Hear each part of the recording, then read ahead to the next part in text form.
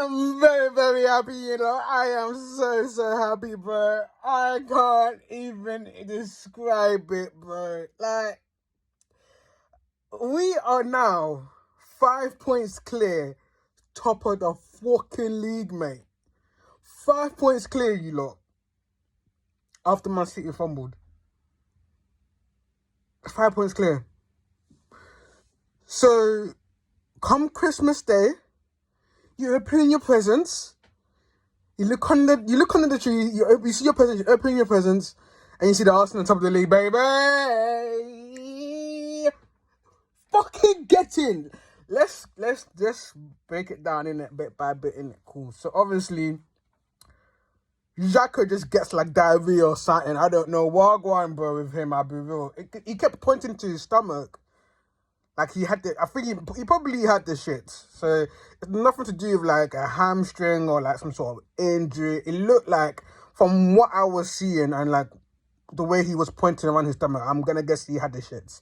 So speedy recovery for the big man, but it low-key deflated us because today showed as well, like, don't get me wrong, like, we won the game in it, cool, but today kind of showed that Xhaka is actually probably our second most important player in the way that he just drives with the ball, he runs off the ball, you know, when wingers, when our wingers like Martinelli, for example, because he plays in the left wing, right? When, like today, he wasn't as, like, he didn't have that sort of, his flavour, do you know what I'm saying? You know that Brazilian flavour that he brings on into the game? Like, he didn't really have that today. But what he does is, when Semedo had him pinned in, yeah, if Xhaka was in, he would just make that run in it and just spin them to spin their heads, bro. But he didn't, and then we just looked kind of like we didn't know what to do. Jesus had that offside goal. He was offside. But then, Bukayo Saka was kind of getting pocketed, bro. I'll be real with you, fam. Saka didn't look like he was giving it his all, bro. I feel like what he did was like he measured the first like 20 minutes and he was like, you know what? I actually have Qatar to go to, so I'm not going to do too much, bro. It looked like that. I'm not going to lie to you. Like, don't get me wrong, I love Saka, bro. Like, I love the guy, man. He's our star boy, God's child, bro. And if he ever leaves Arsenal, I will 100% love him still, unless he goes to like Tottenham or Chelsea or United or City or Liverpool. Like, I'll fucking use my head. But it just seems like he didn't really give it his all today. It looked like, at first I thought it was an injury. At first I thought maybe, he's injured because, he has looked a little bit like jaded a little bit. Even in the Chelsea game, I thought he wasn't that brilliant. But he just didn't look the same, bro. But obviously, first half comes, and they had a few chances, bro. Like, they had a few chances. Like, I thought, can I just say this right now? I thought Gabriel had a really good game today. And, Mandan will say, oh, yeah, his mistakes and all of that. But I've been saying it, bro. Like, he's low-key growing back to the form that we know of him, Saliba wasn't that great today, let's actually be real. Like, he made a back pass that nearly cost us. Or I think the back pass didn't reach Ramsdale. And there were a few times where I saw him, he was just really out of position. But look, the kid, all the mistakes he makes now are okay because he hasn't led to anything. And also, he's young. He knows himself. I think he came out recently and maybe it was like an interview or something, and he said to himself, look, he hasn't been playing well for a few games, but he knows what he has to do. And after that Chelsea performance, bro, that's when I was like, yeah. But look, this is what happens when you have a young player, you do this a little bit. But the thing is about him having that quality is that here's this, it's going to stop doing this, and then it's just going to be like this. and it's just gonna just keep going, keep going, keep going. But today, if we've been honest, like, it wasn't really his best game. Let's be real. Gabriel was the better centre back out of the two. Obviously, then Vieira comes on for Xhaka in it, and I'll be real with you, I was cussing him out so much, bro. I was cussing him out, bro. I was. I won't lie to you, bro, because he just looked mad static, do you get it? And you think, like, obviously, like I said, we're used to Xhaka making them runs on the left. And you're just there looking at him like, yo, like, what the fuck is this guy, fam? I'll be real. The second half comes, and that's it. You know what? Yeah, the power of team talk is actually mad. You know, like, we come out the second half, and we just looked great. We literally started to get into our groove. Martinelli was getting on the ball more. Gabriel Jesus does this fantastic pass, and then Vieira does the Xhaka move, which is going on that left, making that run, and then spinning Mandember, and then he makes a lovely dinked pass, and then Odegaard tucks it in. Beautiful 1-0, innit? And the best part of that is that we didn't settle. We were still playing like we had a goal. We needed 2 goals, bro, to win the title. Like, it was 1989 again, bro. Like, we played on the front foot yet again, fam. We didn't do this thing that we used to do last season, man, especially away from home. And we saw this against Chelsea as well. We're looking for another goal. We're not sitting back. We're not saying, okay, we'll take it and go back to them. No, we're saying, no, if we want to be title challengers, and this is what we have to do, you know, because the game, it was looking like, I'll be real with you, it was looking like them kind of games where last season, not even last season, you know, because last season against them, we won that game with 10 men down, by the way. But when Martinelli got those 2 yellow cards in like 5 seconds, but anyway. But it had shades of, like, last season, shades of it, like, in terms of when it gets gritty, you know, under lights, you know, we weren't really cohesive, and you felt like, you know, Wolves could capitalize, you know, if we fuck up. Do you know what I'm saying? But luckily, we didn't. Luckily for us, they don't have good finishers there. But what an important goal that was. Like, it set us up, and then we went on from there, kicked on from there. Odegaard gets another goal.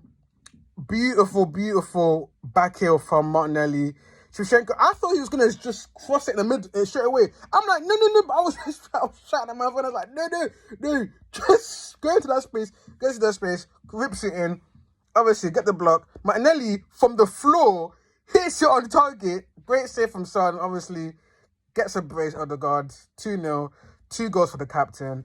And then after that, it was just us just shutting up shop, bro. Like, just shutting up shop, doing a little passes. Fans were saying, ole, fam. You know it's peak, bro, when you start saying ole after 75 minutes, bro. It's a bit peak, bro, but look, we deserved to win the game overall, bro. We were the better team.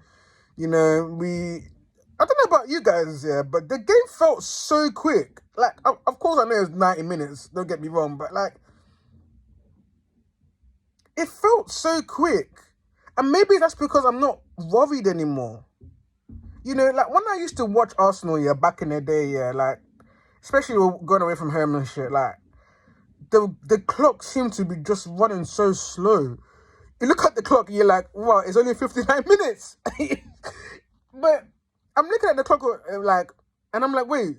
I looked at the clock at one point and I was like, wait, it's 84 minutes. Are you dumb? Wait, when? Like, I don't know how, bro, but I think what it is that the more confident you are in your team, because I still knew we were going to win the game.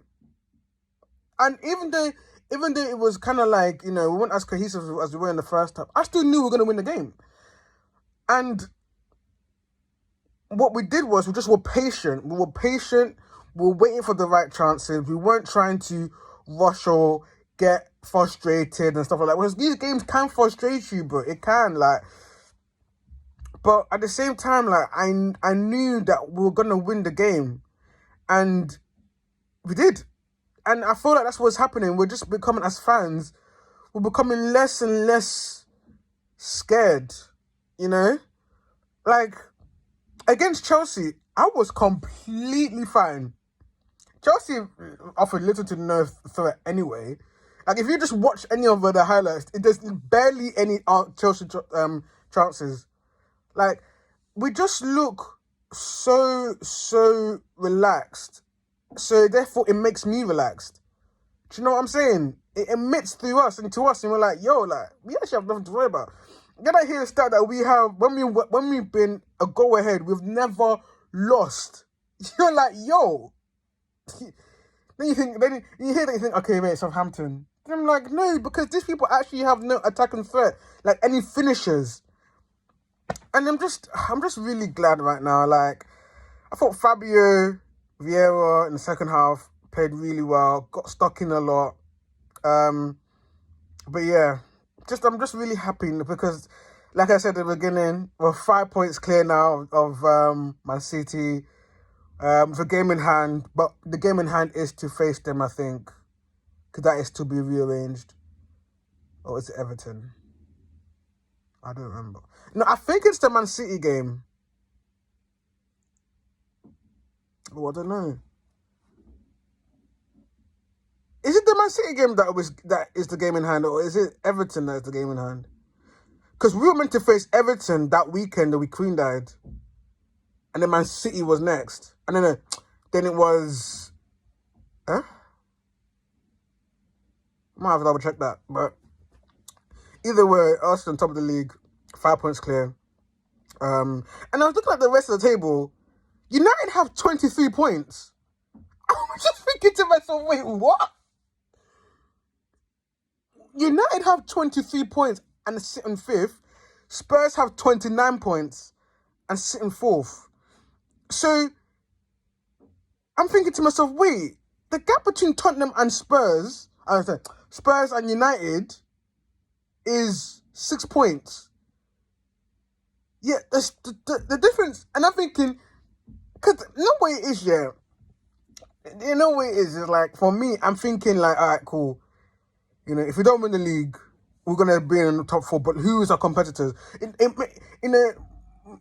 I celebrate United losing, Spurs losing, Chelsea losing, Liverpool losing, and Man City losing because they're just top 6 anyway. You know, they're the top 6 rivals, and especially when it comes to Chelsea, Tottenham, and Man United, because they are like our top 4 rivals. There's always been that. You know, it's always been City and Liverpool fighting for the title, and then the rest. You know what I'm saying? And maybe West Ham here and there. Do you get it? But like, I think in the back of my head, like, okay, cool, like, if we don't win this title, at least we'll be in the top 4. Let's see who will be amongst that competition. And I'm looking at the gap. I'm like, wait, there's actually no competition. Then I remember, wait, I was on top of the league. Then I remember, wait, we're gonna win the fucking league, boy. Oh, we're gonna win the league, bro. I'm saying it again and again, because despite us having a very poor squad, I think we don't have good backup. I really don't think we do. Despite that, I think our first 11 is so world class as a unit. It's a world class team, and that first 11, you know, obviously Jakov, not Vieira, I'm talking about. That first 11, I think, has just proven to me time and time again that this is ours to take home. Number 14 is coming, bro, and I can't wait. But yeah, on Wolves' side, I thought the left back that had that kind of put him on a spliff, you know. He put him in his pocket, but I'll be real, fam. That left back, bro, I'll be real. Like, I don't know whose name is Brother. He put Saka in his pocket, bro. Like, let's actually have it right. Like, it was a good performance from the left back. Traore, obviously, just bigger and stronger in it, like, but it just lacks that clinical finish, you know. There was at one point, I think, Shevchenko, who I thought had actually a poor game, but I'll get to player ratings later. Shevchenko slips, and then he just whips it in with so much speed. I'm like, yo! I'm like, I couldn't say no more. But he hit a groan in the ground. You're like, mate, you know. And also, Diego Costa was injured, suspended.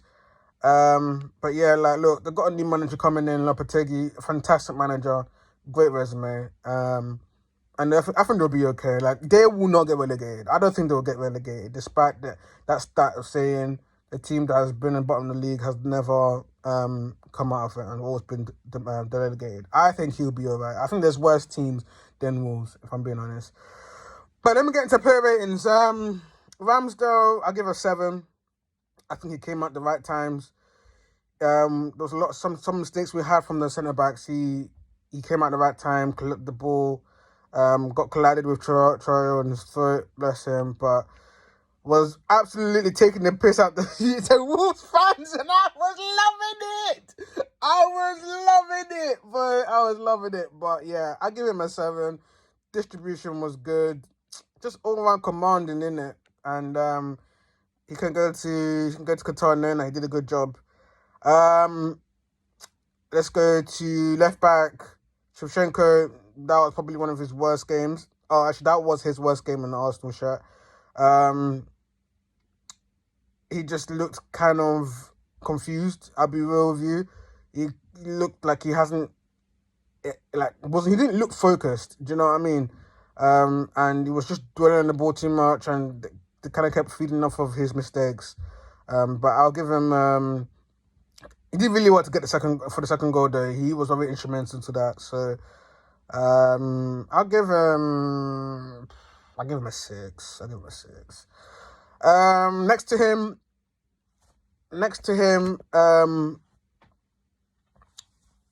him, Gabriel. I'll give him an 8.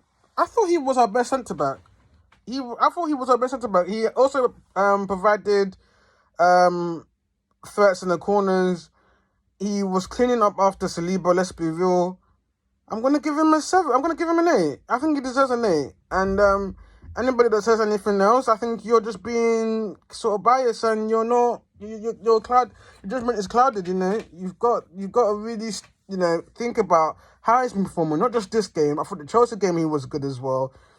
And I thought he's been okay. He's been good, actually. You know, I'll give him an 8. He was definitely our best defender today. Saliba, I give a 7. Like I said before, he had some mistakes in him. But look, I will never go harsh on Saliba because I know what he will be. And he knows himself the mistakes he's done, and he will take it under the stride. And that's what makes a good player different from a great player and a world-class player. It's that they learn from the mistakes and never make them again. And I have no doubt in my mind that this man will be a great centre-back.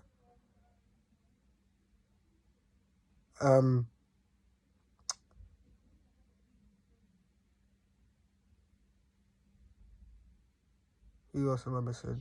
So, give me a minute.